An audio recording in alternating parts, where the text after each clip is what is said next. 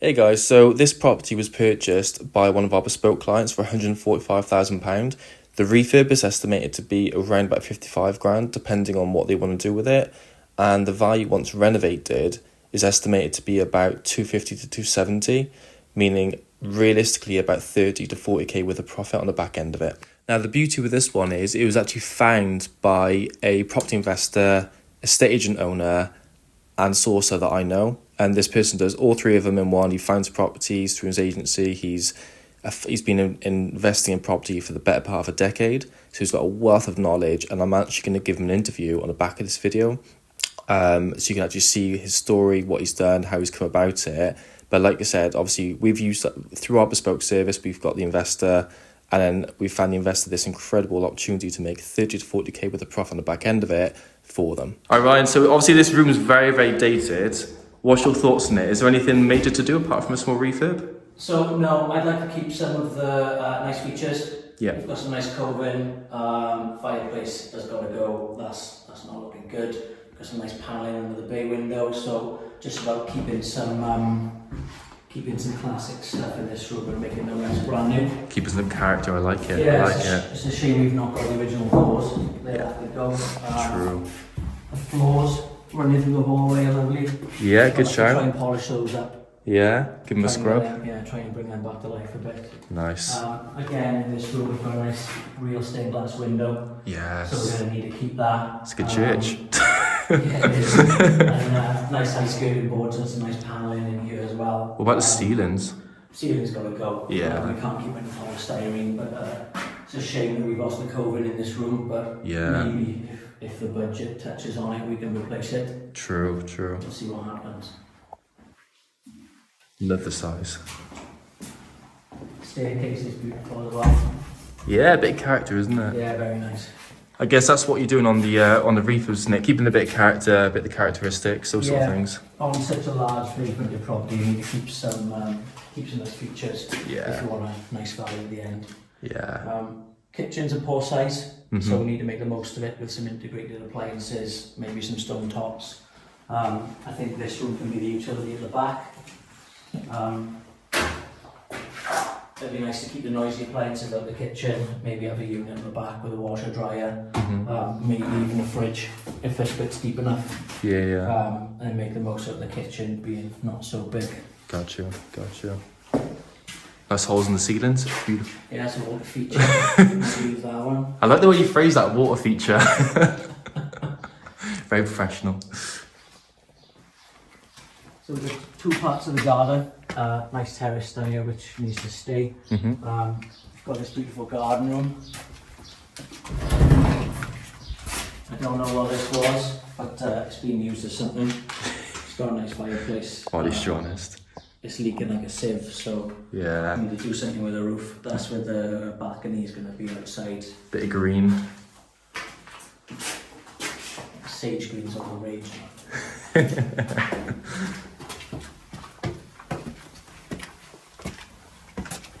I can tell this is your favourite bit of the garden. Oh yeah, lovely side garden, lovely bit of roof terrace. So there's potential to incorporate this into the master bedroom, Yeah. which is behind this wall. Maybe put the door in here if we're going to move the boiler. Put some glass both sides, make a really nice addition to the house if we're going to go for a top end value. Yeah, you can almost see it feeding in, can't you? Yeah, Beautiful.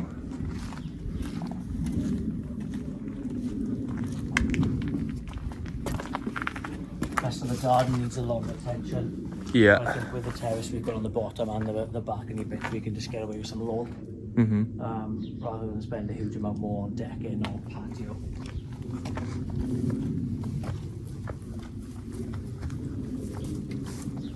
Spend a bit of money up here too, just to incorporate a 2-car drive. Yeah. Because obviously driveways add a lot of value, don't they, as well? So. Add a lot when there's not much parking at the front, so Definitely. this needs finishing off. Yeah. And a boundary fence to be put back in to separate next door. So you can obviously see the wooden post there. You can obviously see where the boundary's coming down. Obviously it should come down. And you can obviously see like how much room is here. Would you drop this down or keep this supported? I'd leave this for a car. Maybe Gotcha. finish off that retaining wall over to the boundary. Yeah. and then keep the 2 levels. Beautiful. And you've got a nice sized garden down there as well, to be fair. Nice. It's a nice one, this.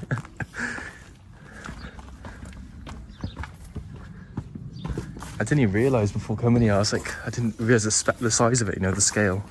Yeah, it's hard to see on this one from the pictures, but Yeah. it's vast.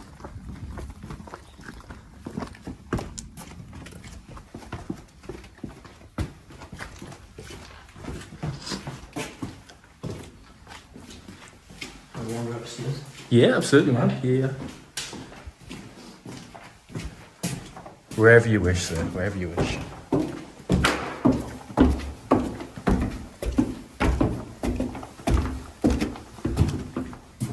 So let's visit the biggest bedroom first. Yeah. Really nice bedroom, this. That corner there is where the balcony might turn up. Yeah.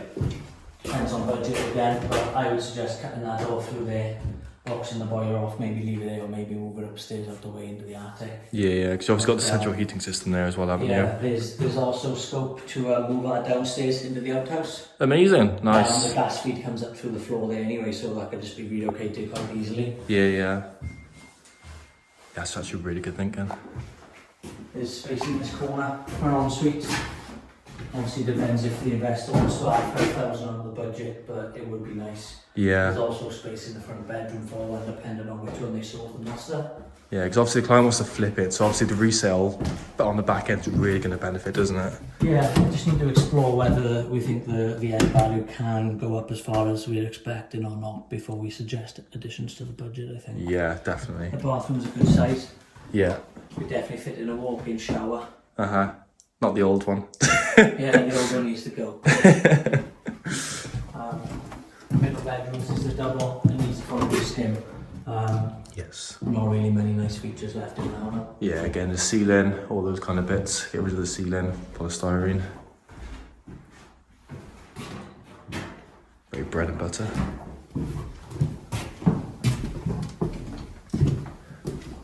You know what we're going to do for this? Get a photo of the Lambo just as the thumbnail. Yeah.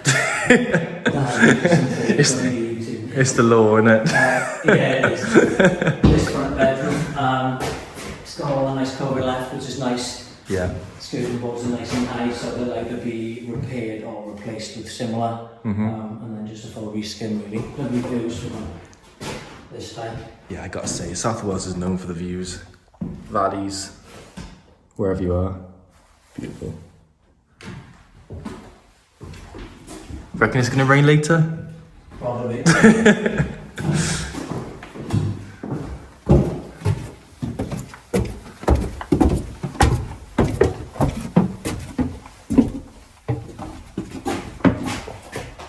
And then we've got bedroom 4.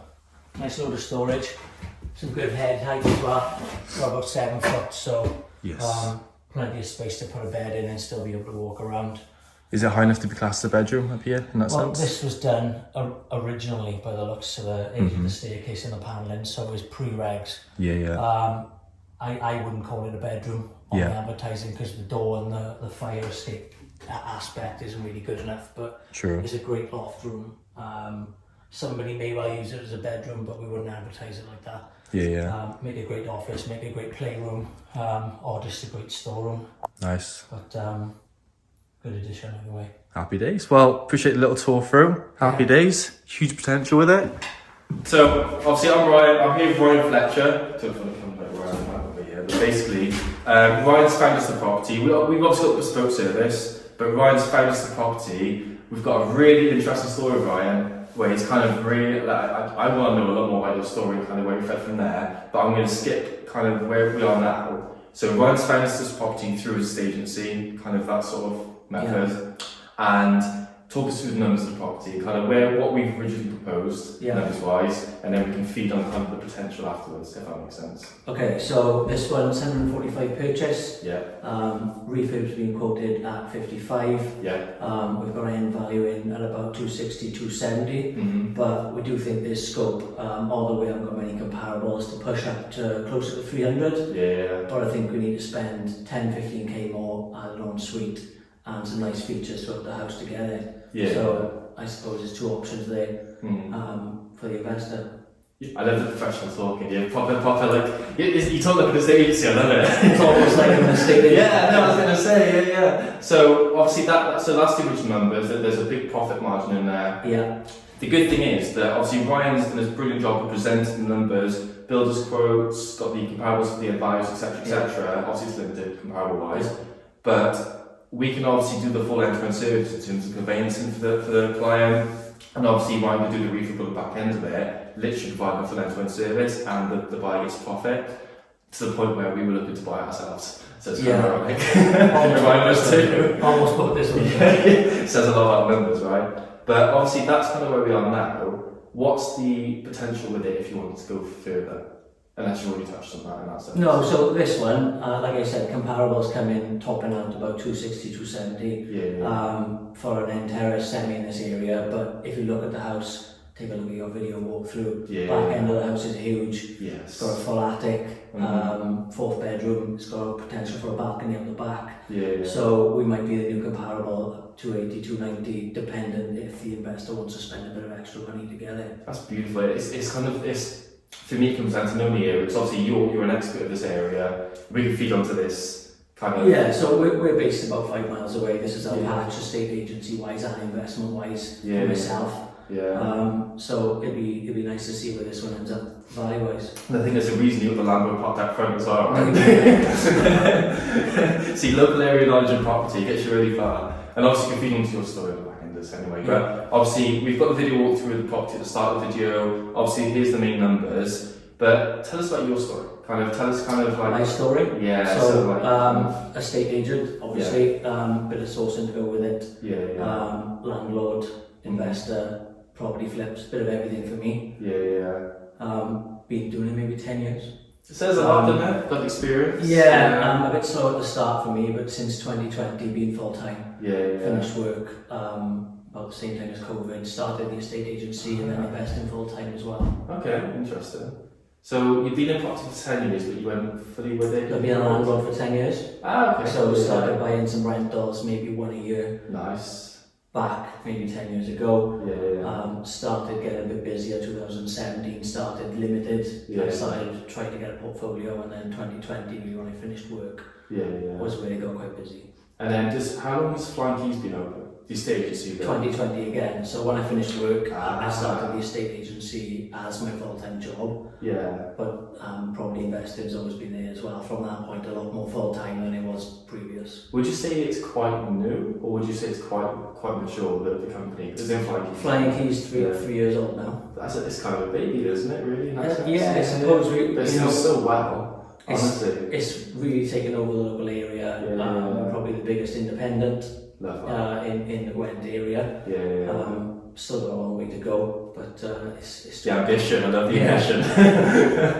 But it's wicked though, because like I know Flying Keys from working with really good company and everything, but from the numbers, you guys are doing brilliant, aren't you, in terms of. It's been really busy the last 2 years. I think our average month is about 30 property sales. Brilliant. Which is really good for us. We're a team of 8. We manage lettings as well. Nice. We've got a few hundred lettings on the book as well. So everything's sort of going to plan. Cool. We're possibly in the process of buying a different agency out as well. Oh, fantastic. So we might be growing later this year, but you'll be very busy. That's under wraps at the moment because it's still in negotiations. We'll skip a year on this video and be like, yo, where are we stand now? You come back in a year's time to see what happened. You get 2 Lambos then. But so obviously, landlord for 10 years. The estate agency has kind of blossomed in the past 3 to 5 years, let's say. Why, where did property come from? What were you before in property? Nothing. No, nothing. So property wise? No. Okay. I worked 10 years in Tata Steel. Oh, sick. And then a few years in different companies afterwards, so nothing property related except for just buying a few rentals while I was there. More of a side hustle in that sense? Just wanted to invest a bit of money and pick up some rentals, and then it really just took off when 2020 happened. And COVID, good times. Decided not to stay on furlough and do something else. So was it COVID you were kind of bored, or you just had this ambition of... It's one of those things. It's hard to leave a job where you get paid quite well. So, Touche. so they're gonna kick up the ass when everything went into lockdown and I need to do something else. Feel it, huh? Yeah. When you get paid fuck all, you're like, oh, okay, go on then, I may as well. Stay on there, yeah. Literally. I find that ironic because a lot of people I talk to, the two guards, other people like that who kind of like done well, they started around about from what I can tell at that time as well. Yeah, So there seems to be a lot of people popped up about that time when there was like nothing to do except for, I don't know, property, invest. It's like Starting when work business. wasn't giving you the salary, then you're like, oh, well, Yeah, that's it. you know, what can I do? You know, I started e-commerce, it didn't go well at all. No. I was in Australia in 2020. I started e-commerce for like 2 months, lazy with it, didn't know what I was doing, and just gave up afterwards. Yeah. And this is all afterwards, this sort of property thing, but... Well, you seem to be doing okay. Yeah. You pop up everywhere. Yeah. It's, everyone I talk to is like, yeah, I see you everywhere. I'm like, I guess it's a good thing, I don't know. It's all good. Like 12 years old, popping up everywhere, good times. So, yeah. But no, I love the story element, because it's like, I didn't know much about you apart from just our owner of Flying Keys, obviously the estate agency, whatnot. And obviously highly successful and all that kind of stuff. But the time frames and all that is kind of interesting. Yeah, so, well, you've managed to drag me in for an interview. You know why? It was mutual. Yeah, you can tell it wasn't.